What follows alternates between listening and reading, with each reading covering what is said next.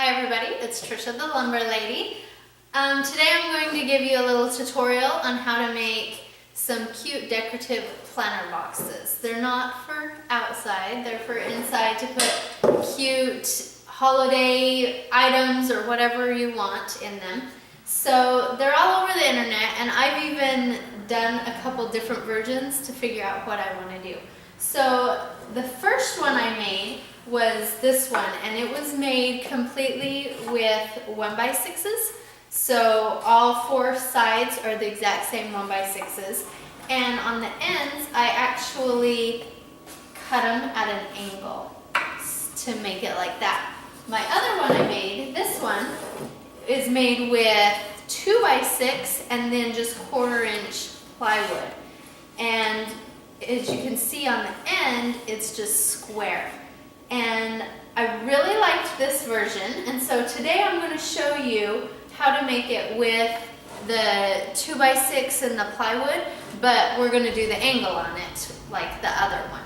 So I went ahead and got a 2x6 and some plywood, and I went ahead and cut my 2x6s square, so they're actually 5.5 by 5.5, and then I went and set on my saw a 10-degree angle, and that's what this is just 10 degrees on both sides.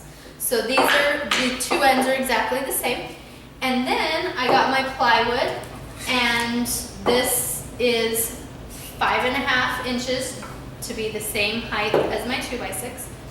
And so those two are exactly the same. They are square. I didn't have to cut any angles on them.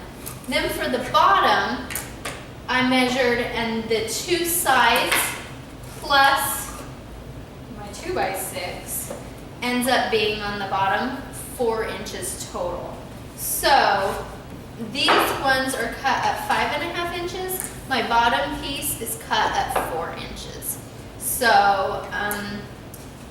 I decided I want to have my base coat a stain. So I'm going to go stain all these pieces because I think it's going to be easier to stain it before I put it together. So I'm going to go stain it, and then we can glue and get it all put together. Alright, so I have it all stained, so now I'm going to glue it and nail it together. I did forget to tell you that I cut it at an 18-inch length. You can choose whatever length you want. That's what I chose. So I'm going to go ahead and put it together.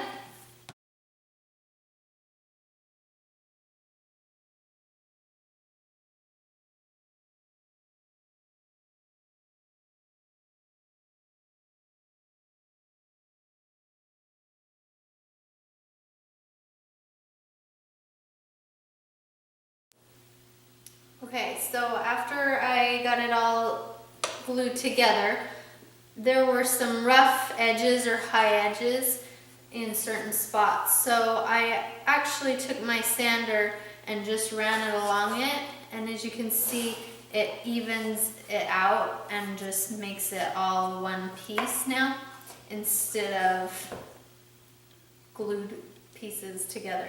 So now I will go and touch up my stain in those places, and then we'll go do some milk paint. I know I've been on a milk paint kick lately, but I really like the results, and that's what I want to do for this. So I went outside and I bought lacquer, and I sprayed a coat of lacquer on. Now, if you have too much lacquer, the milk paint won't stick. If you don't do any lacquer, the milk paint completely sticks. So what I did was did a full coat of lacquer, and then I took about a 180 grit sandpaper and just lightly sanded it, and I hope that will work. So I did a test sample on the bottom to see how it worked out, and I was a little heavy-handed on the lacquer right here, as you can see, but I think that's exactly the look I want, is the chipping away effect, really old and aged. So I'm gonna go ahead and do my coat of milk paint.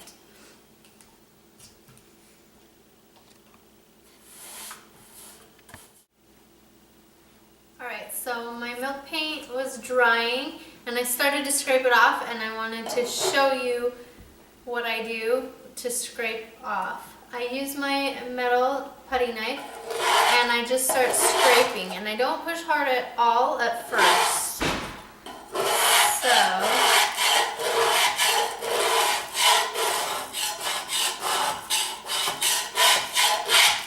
So that's the most of it. Now if there's spots that you want more taken off, you can push a little bit harder.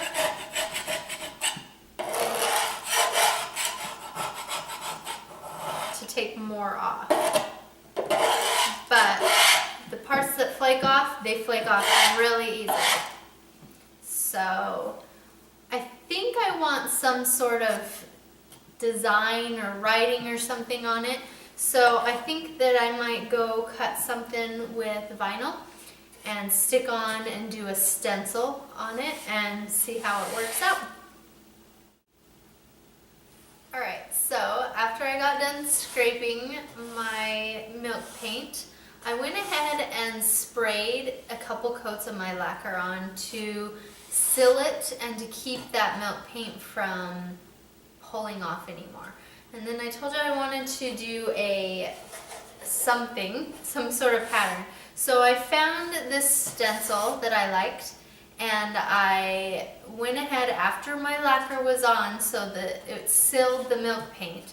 Then I put my stencil on and painted it black and pulled the vinyl off.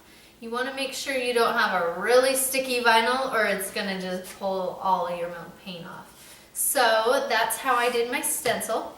The next thing I did was the cute hardware.